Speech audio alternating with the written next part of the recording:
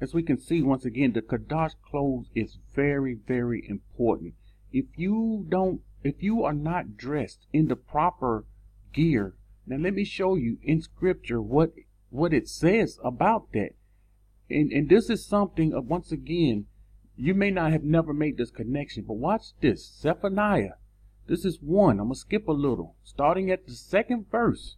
He says, I will utterly consume everything from the face of the land, says Yahuah. I will consume man, beast, and will consume birds of the heaven, fish of the sea, and stumbling blocks along with the wicked. Why is the Most High, why is he consuming man, beast, birds, the fish?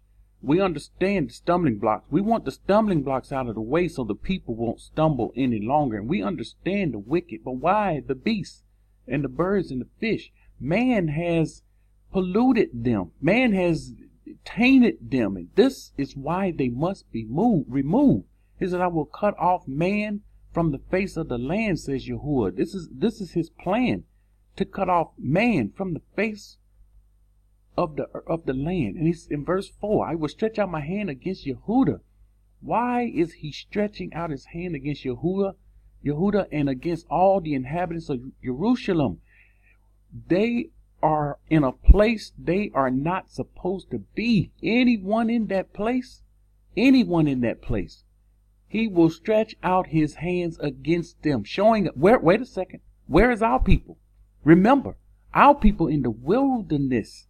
And then when the people go to battle, when Yahushua comes, the people going to come out of the wilderness of the people into the wilderness of Jerusalem. Sounds like Jerusalem going to be surrounded. And the people on the inside, they will be in trouble. This is how you connect the dots of the scriptures to get a full understanding of what's to come.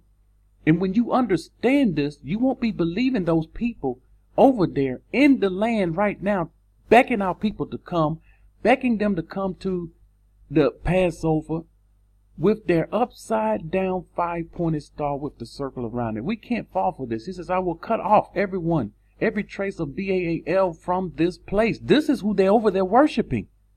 This is who they are worshiping. And this is a lot of who our people are still calling on.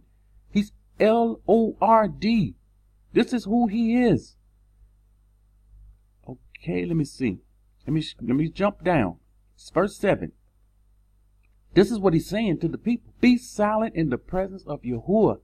Be silent, for the day of Yahuah is at hand. And for Yahuah has prepared, watch this, he prepared a slaughter. This will be a slaughter. And he has invited his guests. Who is his guest? The Kadash messengers, the host of Shamaim. And it shall be in the day of Yahuah's slaughter that I will punish the princes and the kings of the children. Here's that bloodline. Here's that perfect bloodline they're trying to keep clean, to not mix with the other nations. And all such as are clothed with foreign apparel. Now you understand. I've read this for years and I didn't understand foreign apparel. Let me explain something to you. The clothes that I have on right now is foreign apparel. The clothes you have on right now is foreign apparel. This is another thing. This clothes is strange. We're wearing strange clothes. Even if you make the clothes yourself, it's strange clothes. Where did you get your cloth? Strange clothes.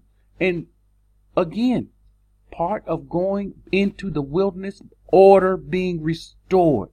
Order. The Kadash clothing will come out of the wilderness. And you will not, those people will not be in strange apparel. We will be stripped of our clothing. Just like when you go to prison, they strip you of your clothing and you belong to them. We'll be stripped of all the impurities, of all the uncleanness. We will be stripped and we will belong to him. Very easy to understand.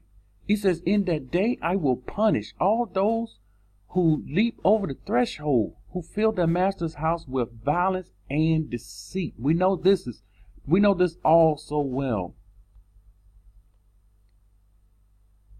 He says, well, you inhabitants All the merchants of the people are cut down, and those that handle money, those merchants that's making money, they will be cut down and cut off. 12 says, and it shall come to pass at that time that I will search Jerusalem with lamps to punish the men. Why is he searching with lamps? They will be hiding.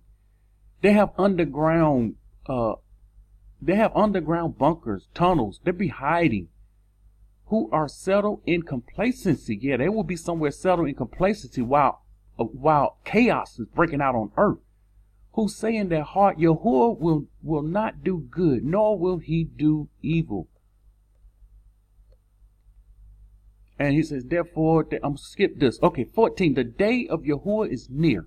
We went over this before. And is near and hastens quickly. The noise of that day of Yahuah is bitter. There the mighty men shall cry. It's going to be a cry out from the mighty men. The day is a day of wrath, a day of trouble and distress. Right now the Christians said they'd be glad when the son comes back. They'd be glad when he comes back. They have no idea what they're saying. They have no idea they're dressed in strange apparel. They have no idea they will be an enemy to him if they are alive. A day of devastation and desolation, a day of darkness and gloominess, a day of clouds and thick darkness, a day of trumpet and alarms. How many trumpets have we read already in the war scrolls? The trumpets being blown. How many trumpets? The alarm against the fortified cities, against the high towers.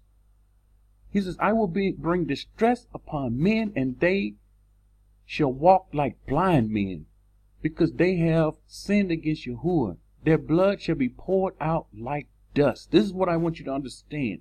You make the connection with this, with what we're reading in the scrolls. Their blood.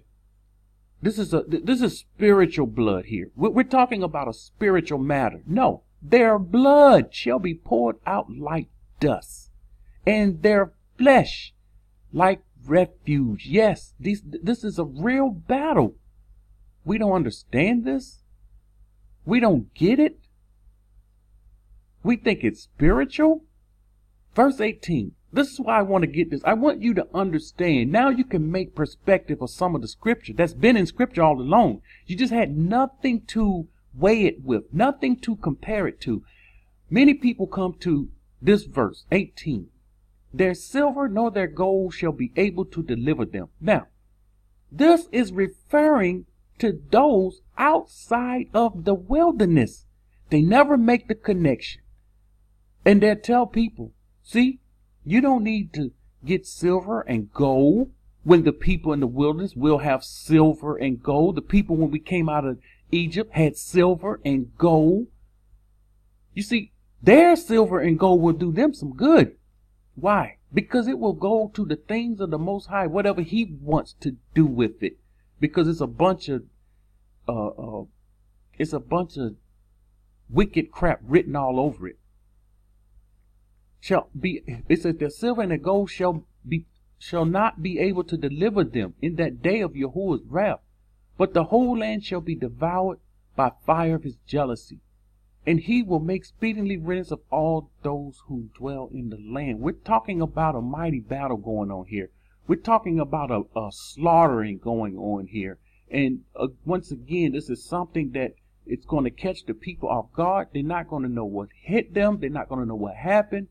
And they're just going to be tossed to and from, just like our people are now. We're tossed to and from and will not be ready for this battle once it takes place. Going on my notes, it says, furthermore, Moshe taught us the art in the midst of us. You shall be in the midst.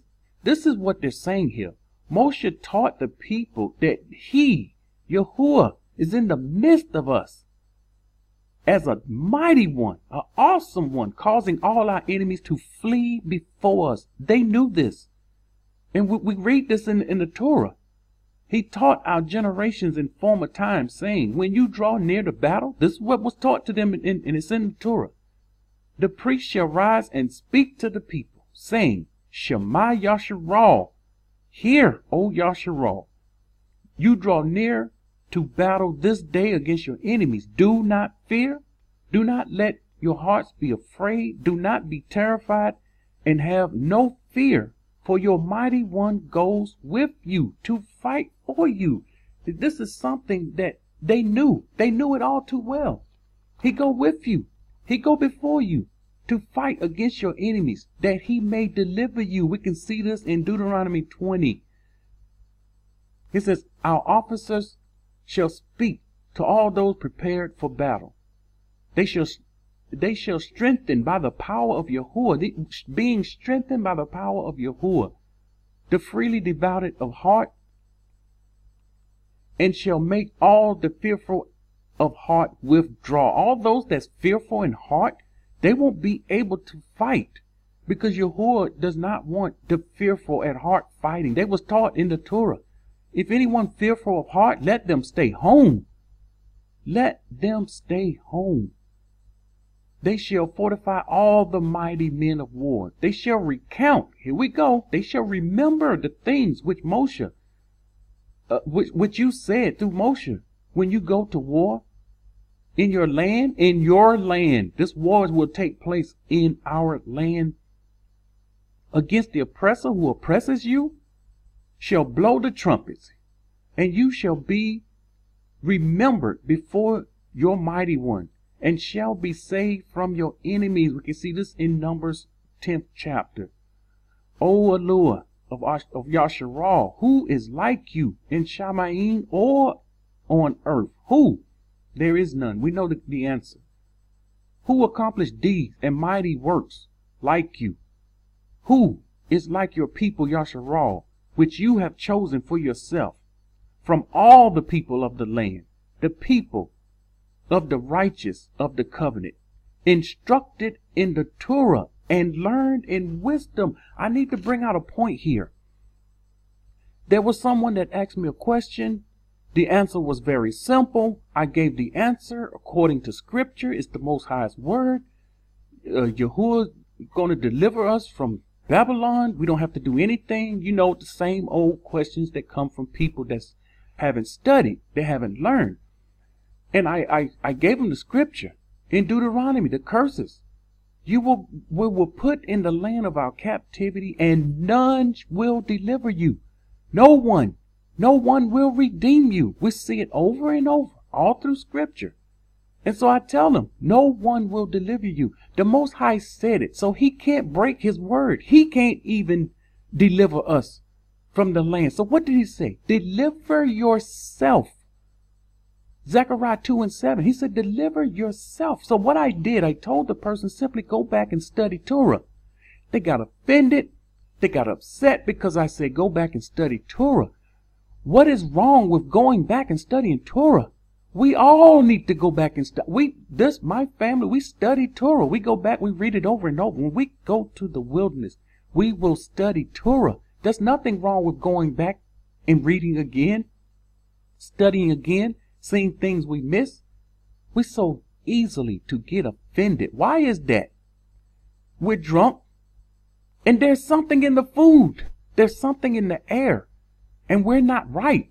We are wrong. We are messed up, and we don't see it. We don't even understand what's going on. We get offended when someone say, go back and read it again. Go back and study again. We need to study again and again and again. Don't get offended if someone tells you to go back and read that scripture again. Go back and study something again. This is something we do already. If you are a steward, if you are a good steward, a good person that will study his word and not just read it.